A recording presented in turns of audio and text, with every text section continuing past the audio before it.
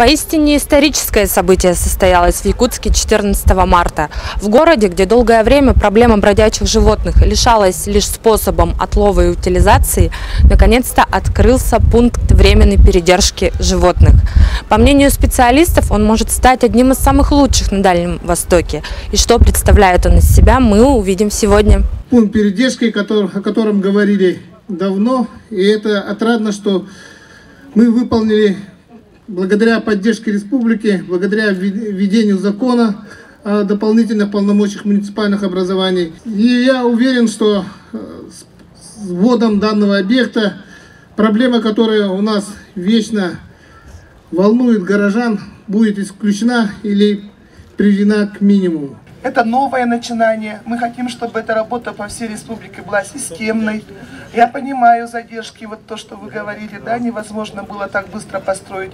Потому что, вы знаете, даже нет проекта. По России даже нет типового проекта. Вот до данных таких пунктов передержки. И поэтому я вообще прошу не путать слово «питомник», не путать слово «пункт передержки». Это совершенно разные вещи. Вот это у нас пункт передержки безнадзорных животных.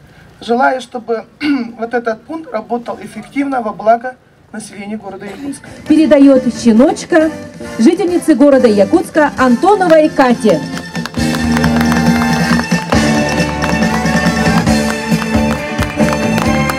Я очень люблю собак и кошек. Но я хотела взять щенка. Назовем его как?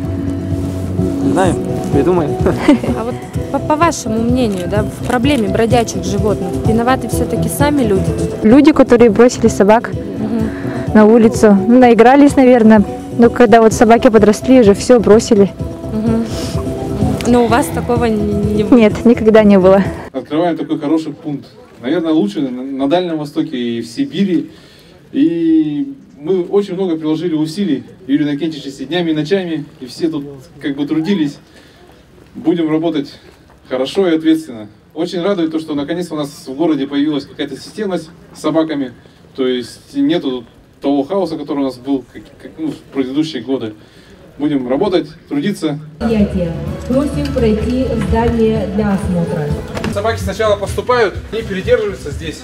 Их осматривает ветеринар. Основные клетки у нас здесь 100 клеток.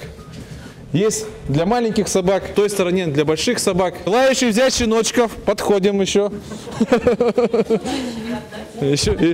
Да, вот еще двое осталось. Буквально их позавчера привезли, вот они здесь у нас кормятся, поятся. Объект мы построили в этом году. Сдаем, у нас площадь основного здания 300 квадратных метров, здание кормокухни на 20 квадратных метров и здание ветеринарии 27 квадратных метров. Также у нас построена сторожка и 80 уличных вольеров.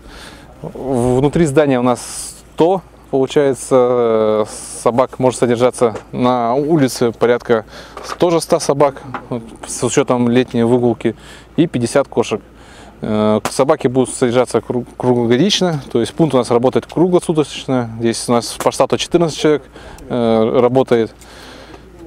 Сейчас мы везде свои телефоны вот указываем, куда можно обращаться по поводу собак. В основном звонит то, что потеряли собаку, не нашли ему собаку. Поэтому мы сейчас будем в интернете открывать страничку и будем каждый день размещать тех собак, которые мы отловили с фотографиями. Сейчас очень много в интернете есть объявлений. В подъезде таком-то нашлась собачка, подкинули котеночка, там щеночки. И люди вот по городу все ходят, куда же их деть. То есть сейчас этот пункт у нас официально заработал, то есть все люди в городе могут сюда их принести, и здесь уже как бы с ними мы будем дальше работать. У нас работает 2 бригады, у нас 2 автомашины закуплены для этих целей. В бригаде у нас по 3 человека, это водитель и 2 ловца. Выезжают они по заявкам, когда у нас есть укус или агрессивные собаки, у нас по телефонам люди звонят также люди в управы, звонят люди в ИДДС, по любому телефону, которого вы не позвоните, да, ИДДС или управы, или в наш телефон. То есть будет выезд, будет собака отловлена и привезена сюда. Вот этими ружьями нашими с пневматическими усыпляется, не умирает. Здесь ее осматривает ветеринар, помещается она в карантин, как минимум сутки. После того, как ветеринар дает свое заключение, что собака здорова, она помещается в общее помещение. Фотографируется, на сайт интернет выкладывается, все это дело будет 114 рублей в сутки у нас обходится. С учетом отлова и транспортировки, осмотра, со всеми инъекциями и кормом. В пункте все есть, кормокухня у нас работает, кормы закуплены, ветеринария открыта, все, осталось только работать. Какие-то проблемы будут, я еще пока что не готов сказать, потому что как бы мы еще не поехали, да. Трудно свои риски оценивать, когда стоишь на вершине горы, а не катишься с нее, да. То есть как пункт начета работать, я считаю, будем уже смотреть какие-то проблемы или что-то совместно.